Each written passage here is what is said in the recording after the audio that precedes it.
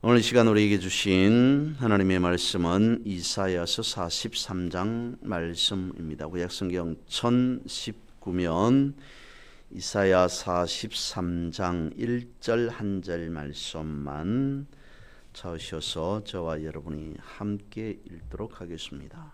이사야 43장 1절 한 절 말씀입니다. 같이 보겠습니다. 시작. 야곱아, 너를 창조하신 여호와께서 지금 말씀하시느니라. 이스라엘아, 너를 지으신 이가 말씀하시느니라. 너는 두려워하지 말라. 내가 너를 구속하였고 내가 너를 지명하여 불렀나니 너는 내 것이라. 아멘. 우리가 식당에 가서 음식을 시켰습니다. 우리가 시킨 그 음식 먹을 수 있는 권리 우리에게 있습니다. 좀 더 크게 가봅니다. 값비싼 부동산을 우리가 매입했습니다. 구입했습니다. 그 부동산의 소유권은 우리에게 있습니다. 오늘 우리가 읽은 이사야 43장 1절 말씀에 우리가 잘 아는 말씀, 너는 내 것이다 라고 하는 그 부분이 있습니다. 하나님께서 인류를 바라보면서 말씀하십니다. 너는 내 것이다 라고 말씀을 하십니다. 이 말씀에 대한 의미를 이 시간 한번 살펴보기를 원합니다. 앞서 말씀드린 바와 같이 우리가 음식을 먹든 아니면 다른 어떤 것을 구입하든지 간에 우리가 값을 지불하고 구입한 것이니까 산 것이니 나의 것이라고 하는 그 소유권에 대한 말씀으로 하나님께서 너는 내 것이다 라고 말씀하셨을까라고 하는 것입니다. 물론 1절 시작하는 것은 야곱아 라고 말씀하고 있습니다마는 야곱이라고 하는 한 개인 혹은 이스라엘이라고 하는 한 민족만을 두고 하는 것이 아닌 인류 전체를 두고 내지는 우리를 향한 말씀이다 라고 볼 수 있습니다. 아무튼 하나님은 천지를 창조하셨습니다. 우리를 또한 창조하셨습니다. 하나님께서 창조하셨으니 창조한 자의 마음대로 하나님의 뜻대로 그래서 우리를 향해 너는 내 것이다 라고 말씀하시는 것이 아닌 하나님께서 너는 내 것이다 라고 말씀하시는 그 의미는 몇 차례 말씀을 드렸습니다. 그러므로 하나님께서 우리와 함께 하시겠다는 표현이라는 것입니다. 하나님께서 우리를 지으셨으니 우리는 하나님의 피조물 되었으니 하나님의 소유 아래에 있다. 당연히 하나님의 소유 아래에 있죠. 하지만 소유권 주장에 대한 말씀이 아닌 그러므로 하나님께서 우리와 함께 하신다라고 하는 그 의미로 보아야 한다는 것입니다. 뿐만 아니라 너는 내 것이기 때문에 하나님께서 어찌하든 모든 것을 다 책임지시겠다라고 하는 그 의미가 너는 내 것이다 라고 하는 것이죠.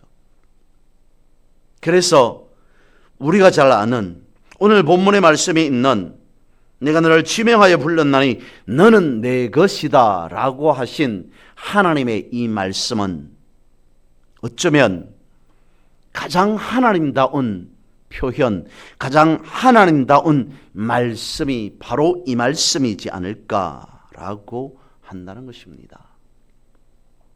이 말씀에 대한 문맥적인 배경을 보면 그렇습니다. 당시 이스라엘 백성들 포로 생활로 인해 자신들은 도대체 무엇을 어찌해야 하는지 어떻게 살아가야 하는지에 대한 모든 것을 상실한 그런 상황에 놓여져 있습니다. 한마디로 자신들의 정체성을 잃고 있었던 그런 상황이었습니다.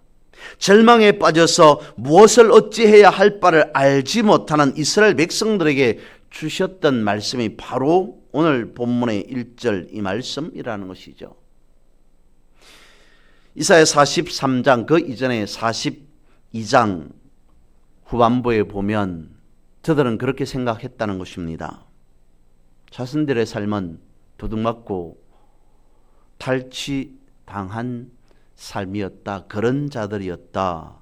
라고 생각하고 있었습니다. 그것을 아신 하나님께서 오늘 본문에 와서 이사야 43장 1절에 와서 하시는 말씀이 너는 내 것이다. 무엇을 가장 먼저 이스라엘 백성들에게 회복해 주고 싶었던 그였습니까? 앞서 말씀을 드렸던 정체성. 이스라엘이라고 하는 저들의 신분을 다시 정립해 주는 말씀이 오늘 본문의 말씀이라는 것이죠. 너는 내 것이다 라고 하나님께서 말씀하셨습니다. 그러면 모든 것을 하나님께서 창조하셨으니까 모든 것을 창조하신 하나님께서 입으로 너는 내 것이다 라고 표현하였으니까 감히 다른 어떤 것들이 이스라엘 백성들을 손댈 수 있겠는가라고 하는 것입니다. 당시에 이사야의 시대에 살고 있었던 사람들은 그것을 어쩌면 추상적으로 생각했을 수도 있을 것입니다. 그런데 오늘 우리의 관점에서 보면 확실합니다. 예수님께서 오늘 본문에서 너는 내 것이다 라고 하는 이 말씀을 그냥 말씀으로만 하시지 않고 정확하게 보여주셨습니다. 예수 그리스도께서 이 땅에 오셔서 십자가를 지셨습니다. 친히 화목 제물이 되셨습니다. 희생 제물이 되었습니다. 피로 값주고 산 하나님의 백성인 다름 아닌 우리라고 하는 것입니다. 하나님께서는 너는 내 것이다 라고 말씀하신 그 말씀에 대한 증거를 예수 그리스도로 보여주셨습니다. 자신의 피로 산 백성들을 어떻게 하나님은 지키시는가라고 하는 것을 보여주셨다는 것이죠. 그리고 본문 이후의 말씀에 보면 말씀하고 있습니다. 물 가운데로 풀 가운데로 지나든지 타지도 않고 침몰하지 않을 하나님의 소유된 백성. 하나님께서 단 한 시간도 눈을 떼지 않고 지켜주시는 하나님의 백성이라고 하는 그 정체성, 그것을 확실하게 말씀해 주고 있다는 것이죠. 그래서 하나님의 백성된 가치는 사람들이 무엇을 어떻게 행하느냐라고 하는 것에 있는 것이 아닌 누구에게 속해 있느냐로 결정되어진다는 것입니다. 한평생 소위 멋지게 성공한 사람으로 살아갔던 다방면에서 여러 가지 면에서 신앙이면 신앙, 사회면 사회 여러 가지 면에서 성공한 사람으로 살았던 한 사람이 하늘 문 앞에 섰습니다. 그런데 하늘 문을 열고 들어가기 전에 어떤 한 사람이 지키고 있습니다. 가까이 다가서 보니까 사도 바울이었습니다. 사도 바울이 그에게 하늘 문 앞에 서 있는 그에게 말합니다. 이 문을 통과하기 위해서는 절차 하나가 필요하다라고 말합니다. 다른 것이 아닌 여기에서 점수를 받아야만이 이 문을 통과할 수 있는데 획득해야 할 점수는 1000점이다 라고 이야기를 합니다. 낮은 점수가 아니었습니다. 높은 점수였습니다. 하지만 그는 자신 있었습니다. 무엇이든지 세상에 살아가면서 나름대로 소위 사람들을 향해 박수받는, 칭찬받는 삶을 살았다고 자부하고 있었기 때문입니다. 사도 바울이 그에게 말합니다. 당신이 세상에 살아가면서 아주 기억에 남는 좋은 일을 말해보시오 라고 말합니다. 그는 말합니다. 제가 세상에 살아가면서 오랫동안 수십 년간 선교단체의 선교기관에 몸담고 살았습니다. 그러면서 각국의 여러 나라의 많은 선교사들을 파송하는 일을 도맡아 했습니다. 많은 나라의 선교사를 파송했을 뿐만 아니라 저 또한 엄청난 선교 헌금을 하는 그런 삶을 살았습니다. 자랑스럽게 자부심을 갖고 말합니다. 그 말들은 바울이 고개를 끄덕입니다. 참 잘했습니다. 1점 드리겠습니다. 라고 말합니다. 자신이 생각할 때 이 정도면 그래도 1000점은 아닐지라도 수백 점은 받으리라 라고 했지만 단 1점을 주었습니다. 실망했습니다. 다시 말하면 사도 바울이 다시 말합니다. 또 다른 것은 없습니까? 이어서 말합니다. 저는 가정생활도 제가 생각할 때는 우수하다고 생각했습니다. 화목한 가정생활을 했기 때문입니다. 자녀들도 건재하게 키워서 성공시켰습니다. 남부럽지 않게 교수로, 의사로, 판사로. 그러면서 저들 나름대로 하나님 앞에 올바로 선자로서의 삶을 살아가도록 지도했습니다. 가르쳤습니다. 라고 말합니다. 역시 사도 바울이 고개를 끄덕입니다. 참 잘했습니다. 다시 1점 드리겠습니다. 실망했습니다. 1000점이라고 하는 그 숫자에 1점 1점 자신이 생각하고 있는 어쩌면 가장 잘한 일이요 가장 자랑스러운 일이라고 했지만 불과 2점밖에 얻지 못했습니다. 사도 바울이 다시 말합니다. 또 다르게 자랑거리에 대해서 할 말이 있습니까? 마지막이라는 생각으로 그가 말합니다. 예, 저는 세상에서 신앙생활을 열심히 했습니다. 예배에 단 한 차례도 빠지지 않았고 헌금생활, 봉사생활, 성경공부 무엇이든지 하나 소홀한 점이 없었습니다. 라고 힘주어서 말합니다. 역시 사도 바울이 잘했습니다. 다시 1점 드리겠습니다. 그런 더 이상 할 말이 없습니다.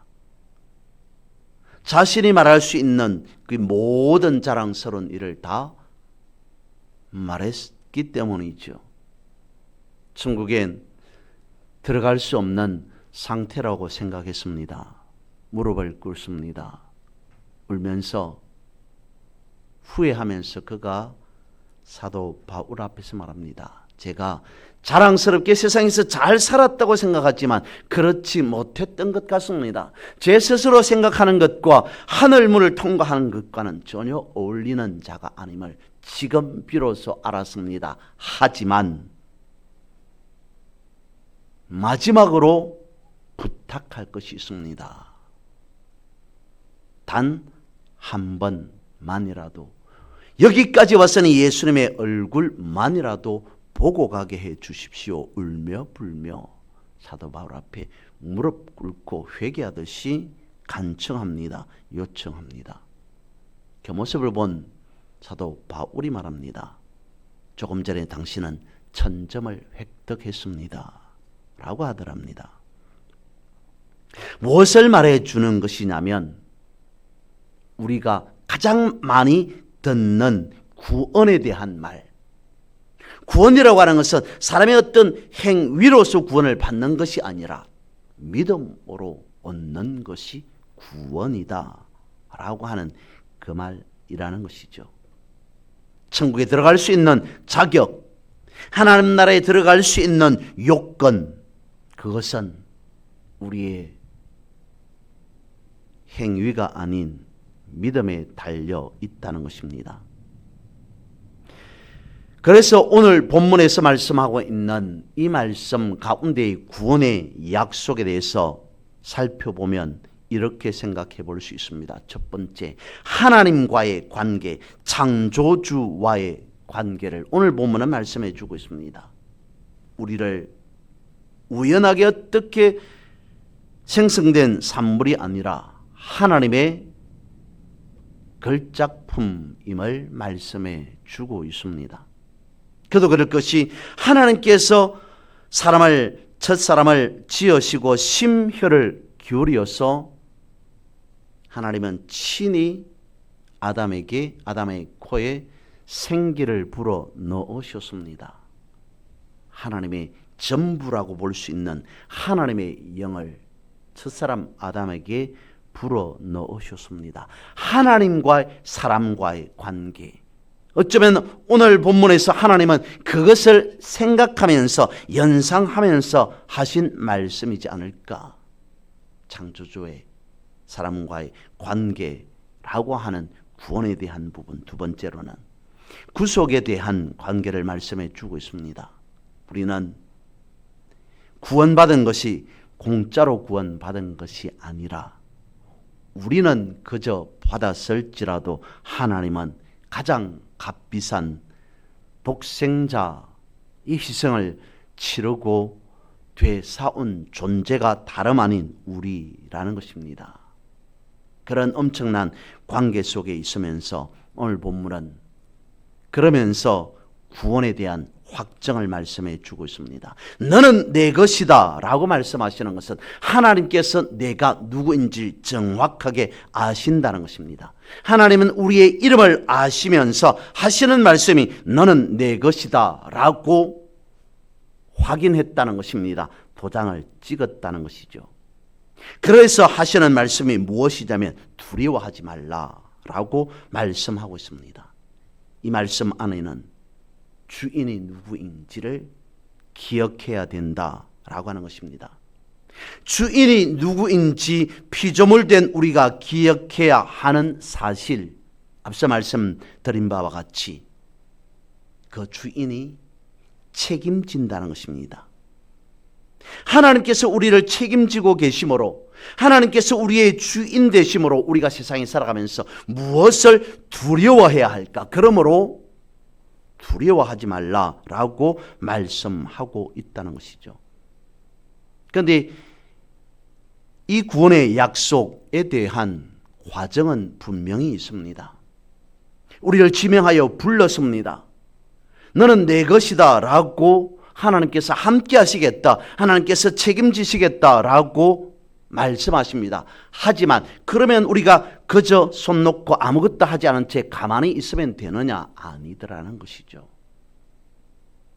결코 우리는 구원받은 자로서 하나님 나라의 백성으로서 가만 앉아 있으면서 살지 않습니다. 여러 가지 많은 일들을 경험하게 되어지죠. 그래서 하는 말이 성도는 다듬지 않은 원석과 같다라고 이야기를 합니다. 가공되지 않은 보석이라는 것이죠. 어떠한 보석도 그저 보면 돌로밖에 보이지 않습니다. 쪼개고 갈고 가공해야만이 빛나는 보석이 되어지는 것이죠. 삶 속에서 구원받은 하나님의 자녀, 하나님의 백성이라 할지라도 여러 가지 많은 일들을 겪게 되어집니다. 고통스러운 일들도, 고난을 겪는 일들도 있을 수 있습니다. 그것을 빗대어서 하는 말이 원석을 가공하는 과정에 있다라고 하는 것입니다. 하나님께서 우리를 바라볼 때 빛나는 보석으로 우리 한 사람 한 사람을 바라본다는 것입니다. 그런데 우리는 육신을 입고 세상에 살아가면서 마치 원석과 같은 그런 존재이기 때문에 가공을 한다는 것이죠. 다듬고 또 다듬어서 빛나지 않은 부분 내지는 부족한 부분들이 있다면 고치고 고쳐서 하나님 보시기에 가장 아름다운 보석이 되는 그런 거룩한 성도로 만들어 간다는 것입니다. 이스라엘 역사 가운데서 그런 것들이 나타내 보이고 있습니다. 하나님의 백성이지만 하나님을 등지는 때, 하나님을 배반하는 때 이런저런 여러 모습을 보이고 있습니다. 그럼에도 하나님께서는 이스라엘 백성들을 끝까지 붙잡고 계셨습니다. 무엇이라는 걸까요? 내가 너를 지명하여 불렀나니 너는 내 것이다 라고 구원의 확정을 하신 하나님께서는 결단코 끝까지 포기하지 않으신다는 것입니다. 이사야 말씀이 그것을 증명해 주고 있습니다.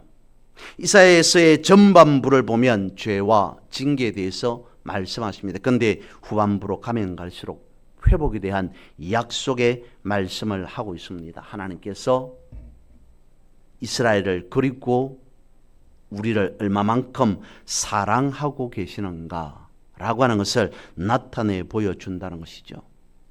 다시 앞서 말씀을 드렸던 그 말씀을 드려보면 하나님께서 우리와의 관계 그것을 말씀해 주면서 우리의 신분이 어떠한가 우리의 정체성을 말씀해 주고 있습니다. 그러면서 우리에게 주어진 믿음의 삶 가운데에서 보장된 안전까지 하나님께서 책임지신다라고 본문은 말씀해 주고 있습니다.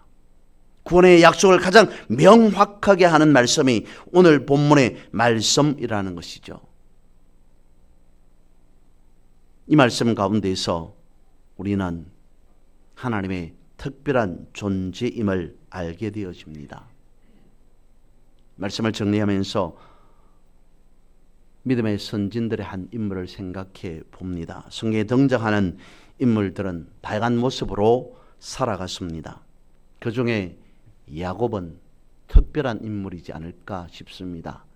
왜냐하면 야곱의 인물됨을 보면 그 어디에도 하나님의 선택을 받을 조건은 되지 못하는 것 같습니다. 야곱이라고 하는 그 이름 자체에서부터 그리고 그의 삶의 행동 방식 하나하나를 놓고 보더라도 하나님께서 그의 이름을 바꾸어서 그리고 한 사람의 인물이 민족의 이름을 대표할 정도의 정체성을 과연 가지고 있었던가?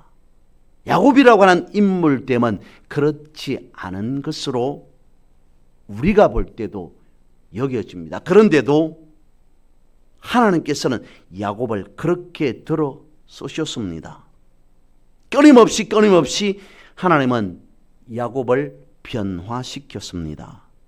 오늘 본문의 말씀대로 한다면 그야말로 야곱일 수밖에 없는 야곱을 하나님은 책임지셨습니다. 지명하여 불렀습니다. 너는 내 것이다 라고 하는 가장 강력한 은혜의 말씀, 축복의 말씀을 물론 믿음의 그 선진들, 부모들에게도